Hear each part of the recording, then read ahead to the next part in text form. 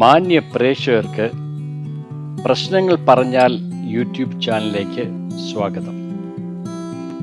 പെരുമാതുറയിലെ അറിയപ്പെടുന്ന സാമൂഹിക പ്രവർത്തകനും സാമൂഹിക നിരീക്ഷകനും സോഷ്യൽ മീഡിയ ആക്ടിവിസ്റ്റുമായ ഷഹീർ സലീം നമ്മോടൊപ്പം ചേരുന്നു. ഈ വിഷയം ആദ്യമായി ജനശ്രദ്ധയിൽ കൊണ്ടുവന്നത് ഇദ്ദേഹമാണ് എന്നുള്ളതും സ്വാഗതാർഹമാണ്.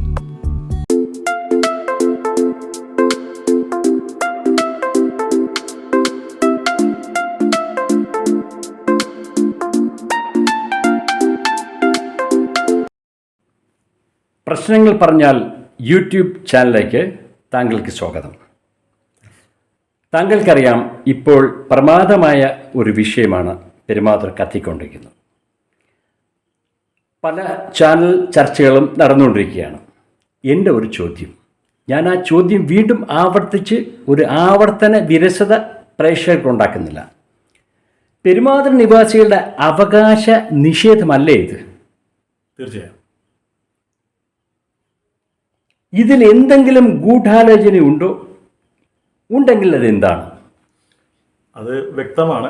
എങ്കിലും നമുക്ക് ഈ വിഷയത്തെക്കുറിച്ച് പറയുമ്പോൾ സർക്കാരിൻ്റെ പുതിയ വാർഡ് വിഭജന നോട്ടിഫിക്കേഷൻ പ്രകാരം അതിൻ്റെ 28 പേജുണ്ട്. അതിൻ്റെ നോട്ടിഫിക്കേഷൻ അതിൽ 4ാമത്തെ പേജിൽ മൂന്നാമത്തെ നിർദ്ദേശം തന്നെ, മൂന്നാമത്തെ നിർദ്ദേശത്തിലെ 2ാമത്തെ പാരഗ്രാഫ് അതിൻ്റെ കയ്യിലിരിപ്പുണ്ട്. ഇതാണ് ആ സാധനം.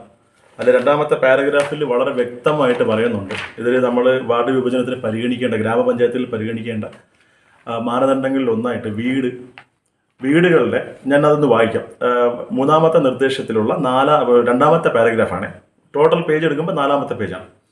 ഗ്രാമപഞ്ചായത്തിലെ എല്ലാ വാർഡുകളിലെയും 1/10/2024, അതായത് ഒക്ടോബർ 1, 2024, ഈ ഒരു മാസം പോലും ആയിട്ടില്ല, ഒരു മാസം ആയിട്ടുള്ളൂ. 1/10 ഒക്ടോബർ 1 2024 വരെയുള്ള അസസ്മെന്റ് രജിസ്റ്റർ പ്രകാരമുള്ള വാസഗൃഹങ്ങളുടെ, പിന്നെ ബ്രാക്കറ്റിൽ വ്യക്തമായിട്ട് എഴുതിയിട്ടുണ്ട്, അനധികൃത വാസഗൃഹങ്ങൾ ഉൾപ്പെടെ എണ്ണം തിട്ടപ്പെടുത്തണമെന്നാണ്. 2011 സെൻസസ്, 2011 സെൻസസ് ആണ് പരിഗണിക്കുന്നതെങ്കിലും വീടുകളുടെ എണ്ണം ഈ 2024 ഒക്ടോബർ മാസം 1 വരെയുള്ള പഞ്ചായത്തിലെ അസസ്മെന്റ് രജിസ്റ്റർ പ്രകാരമാണ് പരിഗണിക്കേണ്ടതെന്നുണ്ട്. അതിനകത്ത് ബ്രാക്കറ്റിൽ അനധികൃത വാസഗൃഹങ്ങൾ ഉൾപ്പെടെ എന്ന് വ്യക്തമായിട്ടുണ്ട്.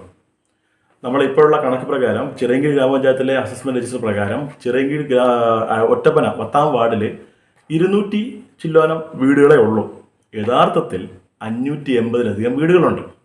അതിൽ കരമടയ്ക്കുന്ന, ടാക്സ് അടയ്ക്കുന്ന വീടുകളുണ്ട്, UN നമ്പർ ഉള്ളതുണ്ട്, UN ഉള്ളതുണ്ട്, നമ്പർ ചെയ്യാത്തത്, അങ്ങനെ ഉൾപ്പെടെ മനുഷ്യർ വസിക്കുന്ന 580-ലധികം വീടുള്ള സ്ഥാനത്താണ് അസസ്മെന്റ് രജിസ്റ്ററിൽ 200 ചില്ലറ മാത്രമുള്ളത്. ഇതിനകത്ത് അൺഓതറൈസ്ഡ് UN നമ്പറുള്ള വീടുകൾ അസസ്മെന്റ് രജിസ്റ്ററിൽ ഉണ്ടോ എന്ന് പരിഗണിക്കണം. ഇനി അഥവാ ഉണ്ടെങ്കിൽ പോലും വാസഗൃഹങ്ങളുടെ ടോട്ടൽ എണ്ണമാണ് വേണ്ടത്.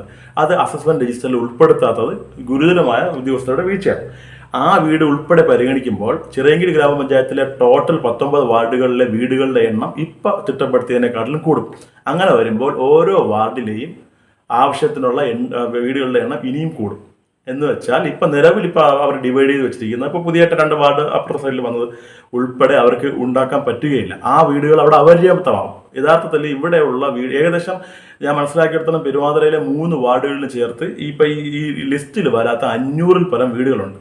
അങ്ങനെ വരികയാണെങ്കിൽ അത് ടോട്ടലി കാൽക്കുലേറ്റ് ചെയ്യുമ്പോൾ ഇവിടെ 4 വാർഡുകൾ വരാനുള്ള സാധ്യതയാണ് കൂടുതൽ ഉള്ളത്. മാത്രമല്ല 2011 സെൻസസ് ആണ് പരിഗണിക്കുന്നത്. അതിനുശേഷം 13 വർഷമായി. ജനസംഖ്യ എത്രമാത്രം കൂട്ടിയിട്ടുണ്ടാവും, പ്രത്യേകിച്ച് തീരദേശ മേഖലയിൽ ജനങ്ങൾ തിങ്ങി പാർക്കുന്ന മേഖലയിൽ നമുക്കറിയാവുന്നേ ഉള്ളൂ, ഊഹിക്കാവുന്നേ ഉള്ളൂ. അതിൻ്റെ കണക്കെടുക്കുന്നില്ല, എല്ലായിടത്തും ഒരേപോലെ എടുക്കുന്നു എന്നത് മാനദണ്ഡമാക്കിയാൽ പോലും നമുക്ക് ഇവിടെ ഒരു പുതിയ വാർഡ് വരാൻ ഏറ്റവും അനുയോജ്യമായ സാധ്യതയുള്ള ഒരു പ്രദേശമാണ്. 2ാമത്തെ പോയിന്റ് പറയാം.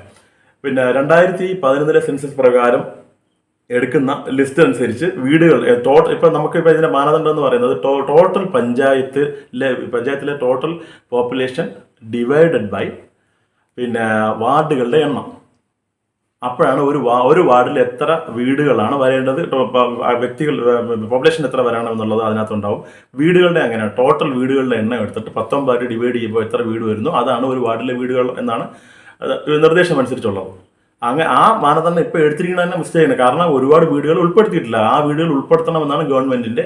ഈ വിഷയത്തിൽ നമുക്ക് ആരെയും ഞാൻ സർക്കാരിനെ ഒന്നും ഒരിക്കലും കുറ്റം പറഞ്ഞില്ല. കാരണം അവർ സർക്കാരിന്റെ നോട്ടിഫിക്കേഷൻ എന്ന് പറഞ്ഞാൽ എല്ലാ ഗ്രാമപഞ്ചായത്തിലും മുനിസിപ്പാലിറ്റിയിലും അതേപോലെ തന്നെ കോർപ്പറേഷനിലും പുതിയൊരു വാർഡ് വരിക എന്നുള്ളതാണ് അവരുടെ നിർദ്ദേശം.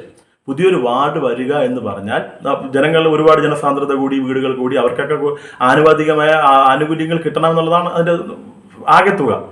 ചിറയൻകീഴ് ഗ്രാമപഞ്ചായത്തിൽ 19 എന്നുള്ളത് ഒരു വാർഡും കൂടെ കൂടി വരും. ആ ഒരു വാർഡ് കൂടി വരുന്നില്ല എന്ന് മാത്രമല്ല, ഉള്ള വാർഡ് റീഅറേഞ്ച് ചെയ്തിട്ട് തീരദേശ മേഖലയിലുള്ള 4 വാർഡുകൾ ചുരുങ്ങി 2 വാർഡാവുകയും AP തോപ്പ് അതേപോലെ തന്നെ ശാർക്കര ഈസ്റ്റ് എന്ന പുതിയ 2 വാർഡുകൾ അവിടെ വരികയും ചെയ്യും. വീടുകളുടെ എണ്ണം അവിടെ ഈ തീരദേശ നിയമം ഇല്ലാത്തതുകൊണ്ട് അവിടെയുള്ള എല്ലാ വീടുകളും ഒരുപക്ഷെ രജിസ്റ്ററിൽ ഉണ്ടായിരിക്കാം. യഥാർത്ഥത്തിൽ ഇവിടെയുള്ള വീടുകൾ ഉൾപ്പെടുത്തിയിട്ട് തന്നെയാണ് ഇത് ചെയ്യേണ്ടതെന്നാണ് സർക്കാരിന്റെ നോട്ടിഫിക്കേഷൻ പ്രകാരം. നിയമപ്രകാരം നമ്മൾ നിയമവിരുദ്ധമായിട്ടൊന്നും ആവശ്യപ്പെടുന്നില്ല. ഈ നിയമപ്രകാരമുള്ള കാര്യം ഞാൻ മനസ്സിലാക്കിയെടുത്തോളം സർക്കാർ ഇതിന് നിയോഗിച്ചിട്ടുള്ള നിർവഹണ ഉദ്യോഗസ്ഥൻ ഫീൽഡിൽ ഇറങ്ങി വീടുകളുടെ സർവേ എടുത്തിട്ടില്ല എന്ന് വേണം മനസ്സിലാക്കാൻ. ഒന്നാമത്തെ പോയിന്റ്. രണ്ടാമത്തെ വീഴ്ച എന്ന് പറയുന്നത് വീടുകളുടെ എണ്ണം നേരത്തെ അസസ്മെന്റ് രജിസ്റ്ററിലോ അല്ലെങ്കിൽ രണ്ടാമതൊരു രജിസ്റ്റർ ഉണ്ട്, ആ രജിസ്റ്ററിലോ ഉൾപ്പെടുത്തിയിട്ടില്ല. അങ്ങനെയാണെങ്കിൽ അന്ന് ഇത് ചെയ്തിരുന്ന ഉദ്യോഗസ്ഥൻ ആരാണോ, ഇതിന്റെ ഉത്തരവാദിത്തപ്പെട്ട ആളാണോ, അവരുടെ ഭാഗത്ത് വീഴ്ച വന്നിട്ടുണ്ട്. എങ്ങനെ നോക്കിയായിരുന്നാലും തീരദേശത്തെ ഒരു പോപ്പുലേറ്റഡ് ഏരിയ എന്നുള്ള നിലയിൽ, ജനസാന്ദ്രത ഏരിയ മേഖല എന്നുള്ള നിലയിൽ ഇവിടുത്തെ ആളുകളെ പ്രതിസന്ധിയിലാക്കുന്ന ഒരു തീരുമാനം വരികയാണെങ്കിൽ ഈ പെരുമാത്ര മേഖലയിലുള്ള മുഴുവൻ ജനങ്ങൾ, അതിൽ രാഷ്ട്രീയമില്ല. എനിക്ക് വ്യക്തമായിട്ട് രാഷ്ട്രീയമുണ്ട്, വ്യക്തമായ രാഷ്ട്രീയ പ്രസ്ഥാനത്തിന്റെ പ്രതിനിധിയാണ്. പക്ഷേ ഇവിടെ ഞാൻ രാഷ്ട്രീയം പറയുന്നില്ല. എൻ്റെ രാഷ്ട്രീയ പ്രസ്ഥാനം ഏതെന്ന് പോലും ഞാൻ പറയുന്നില്ല. പെരുമാതരയുള്ള എല്ലാ രാഷ്ട്രീയ പ്രസ്ഥാനത്തിലെയും സാമൂഹിക പ്രസ്ഥാനത്തിലെയും ആളുകളെല്ലാം ഈ വിഷയത്തിൽ ഒത്തൊരുമിച്ച് ഒറ്റക്കെട്ടാണ്. അതിൽ 100% നമുക്ക് ഉറപ്പിച്ചു പറയാൻ പറ്റും. എല്ലാവരും ഒത്തൊരുമിച്ച് ഒറ്റക്കെട്ടായിട്ടാണ് ഈ വിഷയത്തിൽ നിൽക്കുന്നത്. ഞങ്ങളുടെ ആവശ്യം ഇവിടെയുള്ള 3 വാർഡുകൾ കുറഞ്ഞ് 2 വാർഡ് ആവുക എന്നതിനെതിരെ മാത്രമല്ല, പുതുതായിട്ടൊരു വാർഡിലൂടെ വരികയും ഈ പഞ്ചായത്തിൽ വരികയും അതിന് ഏറ്റവും അർഹതപ്പെട്ട മേഖല എന്നുള്ള നിലയിൽ ഈ തീരദേശ മേഖലയിൽ മത്സ്യത്തൊഴിലാളികൾ തിങ്ങിപ്പറക്കുന്ന ഈ മേഖലയിൽ തന്നെ വരികയും വേണം. എന്തുകൊണ്ടെന്ന് പറഞ്ഞാൽ നമുക്ക് വാർഡുകളുടെ എണ്ണം കുറയുമ്പോൾ ആനുപാതികമായിട്ട് പദ്ധതി വീതം കുറയും. അതിനനുസരിച്ച് ഇവിടെയുള്ള പാവങ്ങൾക്ക് സർക്കാരിൽ നിന്ന് കിട്ടേണ്ട ആനുകൂല്യങ്ങളെല്ലാം കുറയും. ഇപ്പോൾ ഓൾറെഡി തന്നെ നമുക്ക് ഇവിടെ എന്തുമാത്രം ആനുകൂല്യങ്ങൾ കുറഞ്ഞാണ് പോകുന്നതെന്ന് നമുക്ക് ഓൾറെഡി അറിയാം, വ്യക്തമാണ്. ഇപ്പോൾ ഇങ്ങനെ വാർഡ് വിഭജനത്തിന്റെ നോട്ടിഫിക്കേഷൻ വന്നപ്പോൾ, ഡീലിമിറ്റേഷന്റെ കാര്യം വന്നപ്പോഴാണ് ഈ തീരദേശ മേഖലയോട് ഫസ്റ്റ് ഗ്രേഡ് സ്പെഷ്യൽ ഗ്രേഡ് പദവിയുള്ള ഈ ചിറയൻകീഴ് ഗ്രാമപഞ്ചായത്ത് നടത്തിക്കൊണ്ടിരിക്കുന്ന അവഗണനയുടെ ആഴം പുറത്തറിഞ്ഞത്.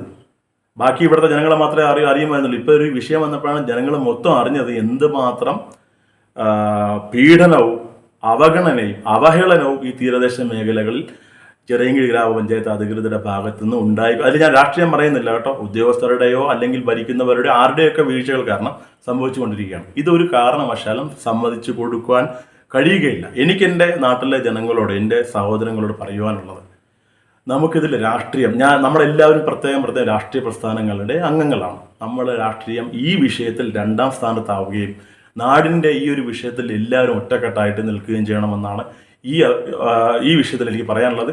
ജനങ്ങളെ മൊത്തം ബോധവൽക്കരിക്കുന്നതിൻ്റെ ഭാഗമായിട്ട് ജനകീയ സമിതിയുടെ പേരിൽ പ്രത്യേകം ഞങ്ങൾ ജനകീയ കൺവെൻഷൻ വിളിക്കാൻ വേണ്ടി പോവുകയാണ്. ജനങ്ങളെല്ലാം ബോധ്യപ്പെടുത്താൻ പോവുകയാണ് ഇത്തരം വിഷയങ്ങൾ. ഞാൻ ഒരു കാര്യം പറയാതിരിക്കാൻ പറ്റില്ല, അത് സൂചിപ്പിക്കാൻ പറ്റൂ. ഇത് ഗവൺമെൻറ് ഉദ്യോഗസ്ഥരുടെ ഹിഡൻ അജണ്ടയാണ്. അതിൽ പ്രധാനം അവർ ചെയ്യുമെന്ന് പറഞ്ഞാൽ പ്രതികരണശേഷി ഇല്ല, നമ്മൾ പ്രതികരിക്കില്ല എന്നുള്ള ബോധ്യം അവർക്കുള്ളതുകൊണ്ടാണ് അവർ ഇതിനു വേണ്ടി മുതിർന്നത് എന്ന് പറഞ്ഞാൽ തെറ്റുണ്ടോ? തീർച്ചയായും ഞാനത് ആ രീതിയിൽ സൂചിപ്പിച്ചില്ലെന്നേ ഉള്ളൂ. നമുക്ക് എൻ്റെ ഒരു ഏറ്റവും വലിയ ലക്ഷ്യം ഈ ഒരു വിഷയം നേടിയെടുക്കാൻ വേണ്ടി എൻ്റെ ഈ പ്രദേശത്ത്, എൻ്റെ നാട്ടിൽ പെരുമാതുറ പ്രദേശത്ത്, തീരദേശ മേഖലയിൽ പെരുമാതുറ, ഈ താഴമ്പള്ളി അടക്കമുള്ള തീരദേശ മേഖലയിലെ ജനങ്ങൾ ഒറ്റക്കെട്ടായിട്ട് നിൽക്കണം. അതുകൊണ്ടാണ് ഞാൻ രാഷ്ട്രീയങ്ങളത്തിൽ സംസാരിക്കാത്തത്. എങ്കിലും സർക്കാർ ഉദ്യോഗസ്ഥരുടെ ഉദാഹരണത്തിന് ഞാൻ പറയാം, ഇത്രയും വീടുകൾ ഇവിടെ ഉണ്ടെന്നുള്ളത് നമ്മൾ ഫീൽഡിൽ ഇറങ്ങി ഇവിടുത്തെ ബാക്കിയുള്ള ഫീൽഡിൽ താഴേക്കടലിൽ പ്രവർത്തിക്കുന്ന ആളുകളുമായിട്ട് ചർച്ച ചെയ്തതിൻ്റെ അടിസ്ഥാനത്തിലാണ് 580-ലധികം വീടുകൾ ഇവിടെ ഉണ്ടെന്ന് മനസ്സിലായത്. ഈ ഉദ്യോഗസ്ഥന് തെരഞ്ഞെടുപ്പ് കമ്മീഷൻ ചുമതലപ്പെടുത്തിയ ഉദ്യോഗസ്ഥൻ ഫീൽഡിൽ ഇറങ്ങിയിട്ടില്ല. അവർ ചിറയൻകീഴ് ഗ്രാമപഞ്ചായത്തിന്റെ ഡീലിമിറ്റേഷനുമായി ബന്ധപ്പെട്ട് ഈ പ്രദേശങ്ങളിൽ അവരുടെ കാല് പതിഞ്ഞിട്ടുണ്ടോ എന്ന് എനിക്ക് സംശയമുണ്ട്. അങ്ങനെ തന്നെ വളരെ വ്യക്തമായിട്ട് ആരോപണം ഉന്നയിക്കണം.